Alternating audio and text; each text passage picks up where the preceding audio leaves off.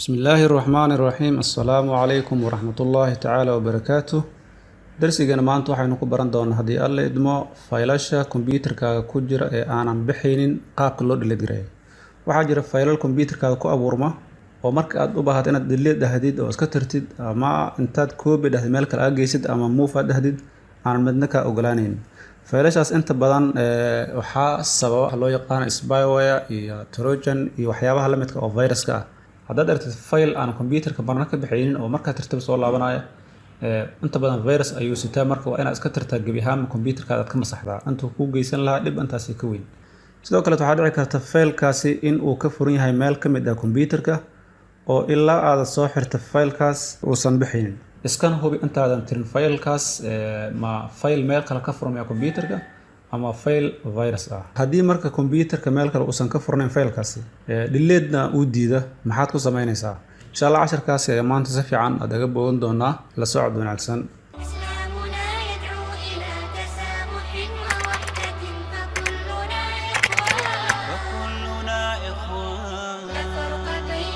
saddexdan folder ee halkan ku qoran waa isku mid saddexdaba ma baxayaan. hadda right click delete markaan iraahdo waad arkaysaa this is no longer located ayuu soo qorayaa. try again markaan iraahdo isla sida ayuu soo celinayaa. okay, kan xiga sidoo kale aan fiirino right click delete waa isla sidii camal. marka haddaba haddii qaabkan uu ku soo qoro file ka mid ah files kombiyuutarkaada ku duuban, maxaad ku samaynaysaa? number 1 waxaad tagaysaa start ayaad tagaysaa, kadib waxaad qoraysaa cmd.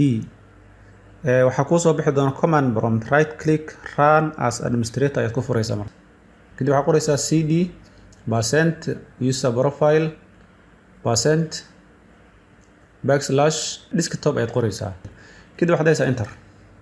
halkan waxaa ku qoraysaa marka dir oo dir ah /a/x/b, kadib waxaad haysaa enter. saad arkaysid wuxuu kuu soo tuuraya marka faylashii meesha ku jiraan folderadii magacyadoodii. saad arkaysid msg case study ku qoran folderka magaciisa kor baan kaa tusi, waa ka midka midigta jira.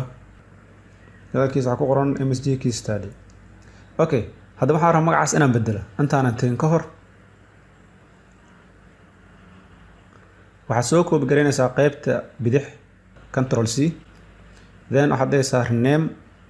halkan waxaad ku dhahaysaa marka best control v ayaa isticmaalaysaa, then waxaad qoraysaa marka folder magaca ku bedel rabto. hadda folder baan iska qori, kadib enter baan dhihi. xagga markaan hadda fiirino waa ka arkaysaa magacii uu isbedelay, folder ayuu noqday. okay, haddaba waxaad samayn kartaa marka inaad delete garaysid magaca inaad ka bedeshid. rename waad ku samayn kartaa. waad arkaysaa cali baan ku qoray, sidoo kaleeta delete ayaad dhihi kartaa, toos ayuu u baxaya hadda. okay, kan xiga ayaan ku sameynaynaa haddana next. screenka baan imaanaynaa, waxaa qoranaynaa cls si aan waxaan isaga masaxno, kadib waxaad dhahay enter. sida caadiga ahayd waxaa qoraysaa marka cd %user profile %then desktop, enter baad dhahaysaa, kadib waxaad qoraysaa dir. qaabkeed aan soo maran ayaad u qoraysaa dhammaan. marka waa isku wada mid folderada. haddii mar desktopka ay saaran yihiin processkaad maraysaa. kana saad arkaysid waxaa ku qoran case study, waxaa la socota magac kaleeta ayaa la socda. so marka si aan kan magacaga bedelna waxaan soo koobi garaynaynaa qaybta bidix highlightka ayaa saaraysaa marka hore, kadib control c baad dhahaysaa. hoos ayaad iska imaanaysaa marka rename oo laga soo gaabay ren ayaad qoraysaa, best ayaad qoraysaa, kadib waxaad qoraysaa magaca ku bedelay. salaanada waxaan ku bedelaya kan cali. enter markaan iraahdo kan kor uu isbedelay, waa kaas aad arkaysid toos ayuu isu bedelay. okay, waxaa kuu banaan marka inaad ku samaysid waxyaabo fara badan, sida inaad dhahdid delete, inaad maxaan ku radaa ku samaysid rename. haddaad rabtid waxaad ku samayn kartaa copy si meel kale u geysid, ama waxaa ku samayn kartaa waxa loo yaqaano move oo cut ah. marka dhammaan bay kuu banaan tahay. okay, marka waxaan sameynaa right click delete baan dhihi si aan u tiro soo dhamo. waxaa noo soo haray halka file ay ku qoran 23. haddii aan isku dayno inaan tirna ma baxayso, ad arkaysaanba. okay, cls enter. qaabkeed uma isticmaalaysaa cd %user profile %then desktop, kadib waxaad dhahaysaa enter. sida hadda camal waxaad qoraysaa dir, kadib waxaad dhahaysaa enter.